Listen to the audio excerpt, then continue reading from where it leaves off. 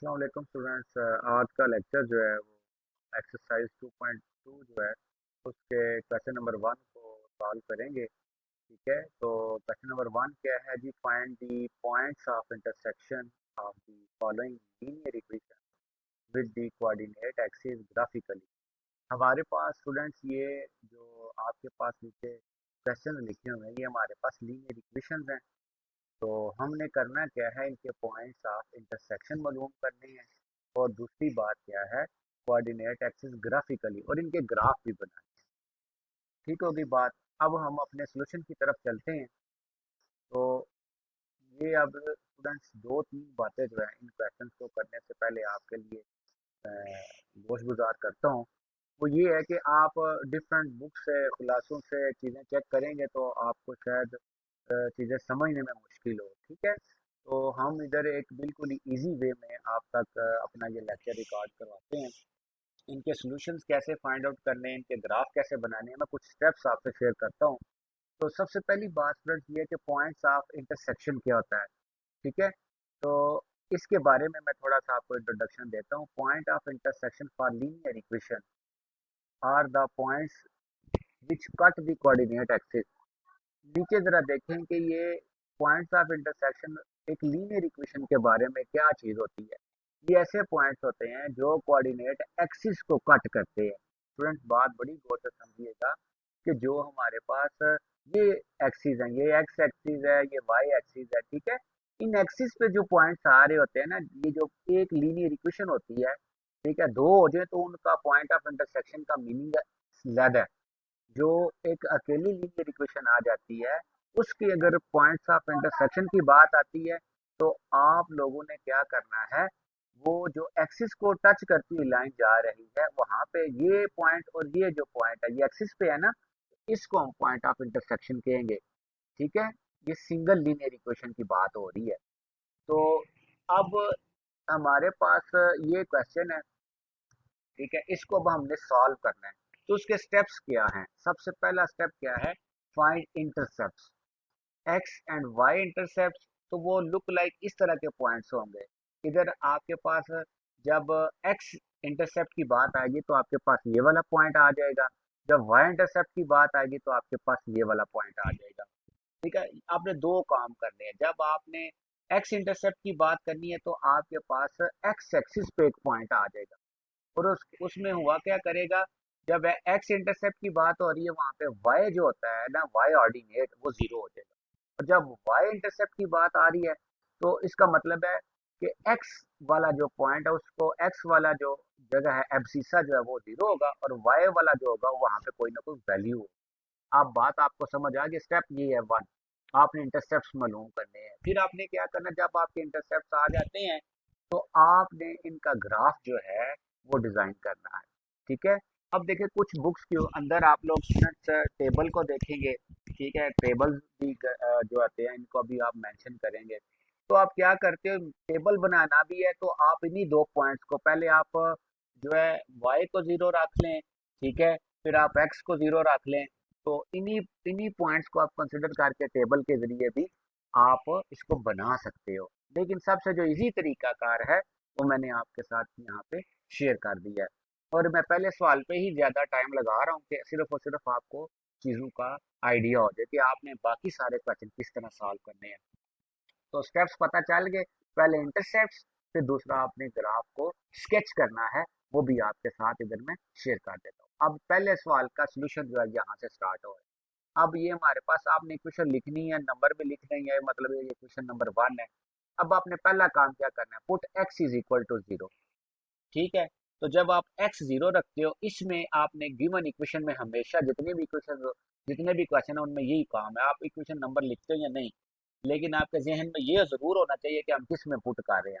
X zero आपने इसमें zero की जगह पे पुट किया एक्स की जगह पे, तो आपके पास वाई ए आ गया, तो ये आपका वाई इंटरसेप्ट आ गया जहाँ पे एक्स जीरो है। तो आपके पास ये देख लेना एक्स जीरो है और वाई ये है, तो इसका आपने पॉइंट बना लेना। दूसरा आपने पॉइंट क्या निकालना है, अब वाई जीरो रखो। ठीक है, इसकी जगह पे y की जगह पे जीरो आ जाएगा ये। तो x ऐसा ही है तो आपके पास x किसके बराबर आ गया 8 के। तो अब दूसरा x इंटरसेप्ट आपके पास ये पॉइंट आ गया। अब दो पॉइंट्स आ गए हैं, फिर हमने क्या करना था, ग्राफ बनाना है।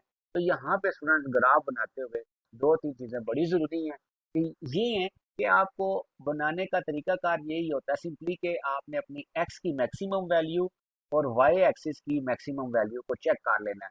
उस हिसाब से आपने अपने ग्राफ के जो स्केल हैं आपने बड़े हिसाब से, जहाँ पे ये देखें इधर से लेके इधर तक ये वन है ना, एक एक कदम, यहाँ से जीरो से वन, फिर वन से टू, आप देख रहे हैं सेम डिफरेंस है इनके हर एक पॉइंट्स के दरमियान। इसी तरह वाई एक्सिस पे भी आपने उतना ही लेना है जितना एक्स एक्सिस पे आपने डिफरेंस लिया हुआ है, मतलब यहाँ से लेके यहाँ पर वन इसका ये है, तो यहाँ से लेके यहाँ तक टू है, टू से आगे थ्री, तो ये बड़े हिसाब से स्केलिंग करनी है आपने, ये मैं सिर्फ बताना चाह रहा हूँ। अब पहला पॉइंट है जी 08, यहाँ से मतलब आपने आपका एक्स जीरो है तो देखिए जीरो इधर ही है, फिर आगे कितने कदम मूव करने हैं, 8, तो ये देखिएगा जरा, एक वाई पे कितने कदम मूव करने हैं, 8, ये देखिए 1 2 3 4 5 6 7 8, तो ये आपका पहला पॉइंट आ जीरो कामा है। इसी तरह दूसरा है 8 कामा 0, अब देखिएगा जरा एक्स एक्सिस पे कितने कदम हमने मूव करने हैं, 8 स्टेप्स, 1 2 3 4 5, 8 इधर आ गया, और जीरो, जीरो भी इधर ही है, क्योंकि आप ऊपर वाई एक्सिस उधर कैसे जाएंगे, क्योंकि जीरो फिर यहाँ पे ही आ रहा है, ठीक है, ऊपर जाएंगे इस तरफ तो वन फिर टू ये ऊपर की तरफ चला जाएगा, लेकिन जीरो इधर ही है, तो यही हमारा पॉइंट होगा। तो इन दोनों पॉइंट्स को आप ज्वाइन कर दोगे, यही हमारे पॉइंट्स आर इंटरसेक्शंस है जो हमें एक्सिस पे मिलेंगे। ठीक हो गई बात। तो यहाँ पे उन दोनों को आप लिख दो, ये जरूर नीचे मेंशन करना है क्योंकि ये क्वेश्चन यही पूछा गया है, ये पॉइंट्स ऑफ इंटरसेक्शन है और ये इनका ग्राफ है। अब बाकी सवाल मैं सरसरी सा सिर्फ बताता जाऊंगा क्योंकि आपको पहले सवाल में मैंने डिटेल से बता दी ये चीजें। इसमें भी आपने एक्स वाई जीरो रख रहे हैं, ठीक है, एक्स ये है तो ये अब आपका एक्स इंटरसेप्ट आ गया, ठीक है। अब यहाँ पे अब ये पॉइंट आया दूसरा, आप एक्स जीरो रखो, ये आपके पास वाई इंटरसेप्ट आ गया, इन्हीं पॉइंट्स को आप इधर मेंशन करें तो ये आपका ग्राफ बन जाएगा। ठीक हो गई बात। तो इसी तरह ये वाला है, इसमें भी आपने ऐसे ही करना है, वाई जीरो रखें, ठीक है, तो आपके पास ये पॉइंट आ जाएगा, फिर एक्स जीरो रखें तो दूसरा पॉइंट आ जाएगा। तो इसको मैंने ज़रा डेसिमल फॉर्म में कर ली है, इसको भी आपने इस हिसाब से बना ले। अब देखें मेरा यहाँ पे वन है, ठीक है, और यहाँ पे 0.5 है, तो आप ना इस वन को मजीद बड़ा कर ले, ज़रा जूम करके थोड़ा सा ज़्यादा डिफरेंस रख ले, क्योंकि आपके इधर ही ग्राफ बनना है।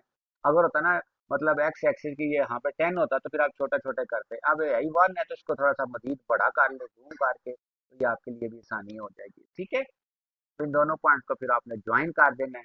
तो इसके भी पॉइंट ऑफ इंटरसेक्शन मैंने नीचे लिखे नहीं है, तो आप लोगों ने इनके पॉइंट ऑफ इंटरसेक्शन भी नीचे मेंशन करने हैं लाजमी। एक ये है, एक ये मैंने ये वाला और ये वाला, इन दोनों को नीचे लिखना है पॉइंट ऑफ इंटरसेक्शन। इसी तरह ये चौथा सवाल है, इसमें भी आप लोगों ने इसी तरह ही वाई जीरो रखें, ठीक है, एक्स वाला पॉइंट आ जाएगा। अब इधर नीचे देखें, एक्स जीरो है, वाई वाला आ जाएगा, तो ये हमारे पास पॉइंट्स दो आ गए। तो कोई कमी बेशी हो भी जाती है, तो मकसद ये है कि आपको कंसेप्ट क्लियर होना चाहिए। तो शायद लिखने में आगे पीछे किसी प्रीवियस वीडियोस में या किसी में ना कोई मिस्टेक्स वगैरह लिखने में कोई पॉइंट आगे पीछे, तो वो मिस्टेक्स हो जाती है लेकिन इरादतन नहीं होती। ठीक है, तो इस चीज़ का भी आपने ख्याल रखना है। तो वो आपने खुद ही इसको रिकरेक्ट भी कर लेना अगर आपको समझ आ जाती है।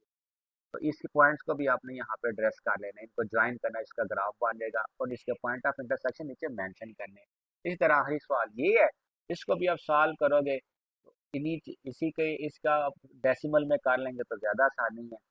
तो यहाँ पे 0.2 है, इधर 0.2 है, ये है, तो ये भी आपको इस चीज़ का पता लग गया। ठीक है, इनके भी पॉइंट्स आए हैं, इनको भी आपने ज्वाइन किया, तो ये आज का हमारा इस पे लेक्चर है।